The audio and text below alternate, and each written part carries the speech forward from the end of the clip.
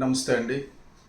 జన సైనికులకి, వీర మహిళలకి సౌత్ ఆఫ్రికాలో దూరంగా ఉన్న మా అత్యంత హృదయానికి అత్యంత సమీపంగా ఉన్న మీ అందరికీ నమస్కారం.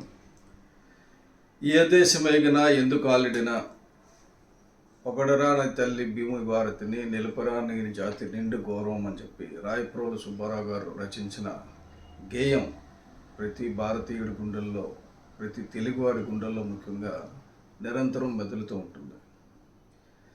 మీరందరూ సౌత్ ఆఫ్రికా వెళ్ళడానికి ప్రధాన కారణం ఏంటంటే, అంటే మీరే కాదు, చాలామంది దేశాన్ని వదిలేసి వెళ్ళడానికో లేకపోతే ఊరిని వదిలేసి వెళ్ళడానికి ప్రధాన కారణం ఏంటంటే, మన ఉద్దేశంలో మీకు కావలసిన వ్యాపారం కానీ ఉద్యోగం కానీ దొరకకపోవడం. దీనికి కారణాలు పవన్ కళ్యాణ్ గారు చాలామంది మేధావులతో కూర్చొని ఆలోచించినప్పుడు ఆయనకు తోచినవి 7 కారణాలు. ఈ 7 కారణాల వల్లే మన దేశ ప్రజలు కానీ మన రాష్ట్ర ప్రజలు కానీ ఇబ్బంది పడుతున్నారు. కులాలుగా మనల్ని విభజించి పాలిస్తున్నారు.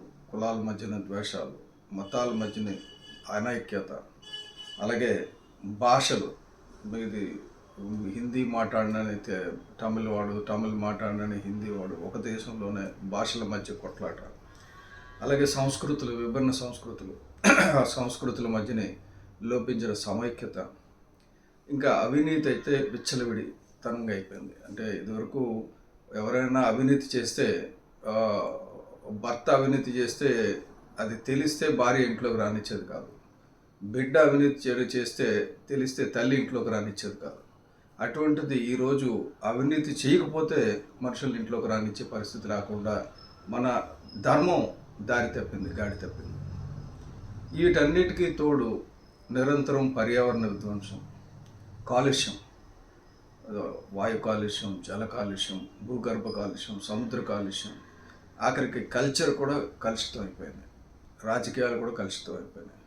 సో ఈ ఈ ఈ పర్యావరణం పాడైపోయింది. ఈ 7 సిద్ధాంతాలు కులాలను కలిపే ఆలోచన విధానం, మతాలను కులాల ప్రస్తావన లేని రాజకీయం, మతాలను కలిపే ఆలోచన విధానం, భాషలను గౌరవించే సాంప్రదాయం, సంస్కృతులను కాపాడే సాంప్రదాయం, అలాగే అవినీతిపై రాజీ లేని పోరాటం, ఈ పర్యావరణాన్ని పరిరక్షించే అభివృద్ధి ప్రస్థానం అంటూ 7 ప్రాథమిక పిల్లర్స్, ఈ 7 పిల్లర్స్ మీద జనసేన పార్టీని నిర్మించారు. ఈ జనసేన పార్టీ కోరుకున్నట్టు ఈ 7 సిద్ధాంతాలు కానీ మనం అమలైన రోజుని ఏ ఒక్కరూ ఏ ఇల్లు వదిలి పైకి వెళ్ళాల్సిన అవసరం ఉండదు. ఏ గ్రామంలో ఉన్నవాళ్ళు ఆ గ్రామంలో, ఏ రాష్ట్రంలో, ఏ జిల్లాలో ఉన్నవాళ్ళు వాళ్ళ జిల్లాలో కుటుంబాల మధ్య ఆనందంగా గడిపే పరిస్థితి వస్తుంది. కాబట్టి అటువంటి పరిస్థితి రావాలని మీరందరూ కూడా త్వరలో మీ స్థలాలకు వచ్చి మీ సొంత ఊర్లో మీ బంధువుల మధ్యన వ్యాపారాలు చేసుకోవాలని, ఉద్యోగాలు చేసుకోవాలని, వ్యాపారవేత్తలుగా ఎదగాలని, మీరు సొంతంగా సంస్థలు స్థాపించాలని కోరుకుంటూ, ఇంకొక పండుగ ఇప్పుడు ఏంటంటే మార్చి 14, 2018 మార్చి 14, 2014 పవన్ కళ్యాణ్ గారు ఈ పార్టీ పెట్టారు. ఇప్పటికీ పుష్కర కాలం అయింది, 12 సంవత్సరాలు అయింది.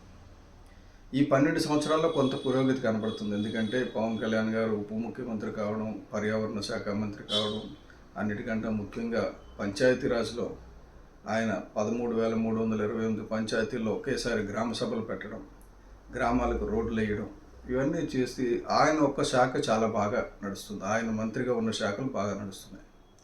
సో మన అందరి కోరిక ఎప్పుడో ఒకప్పుడు త్వరలో ఆయన ముఖ్యమంత్రి అయి రాష్ట్రం అంతా కూడా సుభిక్షంగా ఉండాలని, అలాగే దేశం కూడా సుభిక్షంగా ఉండాలని మనందరం కోరుకుందాం. డెఫినెట్గా day will come. We will all be proud of what we are doing. ఎందుకంటే చాలామంది అనుకుంటారు ఈ జన సైనికులకి, వీర మహిళలకి ఎందుకు ఆయన, అసలు ఆయనకేమో నాకు అధికారం అక్కర్లేదంటాడు, అధికారం అక్కర్లేనివాడితో పరిగెడుతున్నారంటే ఏ ఆశ లేని వాళ్ళే ఆశయంతో ఉండగలుగుతారు.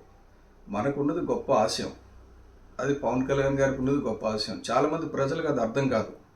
రాజకీయం అంటే ఇలాగే ఉండాలని. రాజకీయాలు మార్చడానికి వచ్చాం మనం, రాజకీయాలు చేయడానికి రావాలి. ఉన్న రాజకీయాలు పాడైపోయినాయి, భ్రష్టు పట్టిపోయినాయి, వాటిని మార్చడానికి వచ్చాం.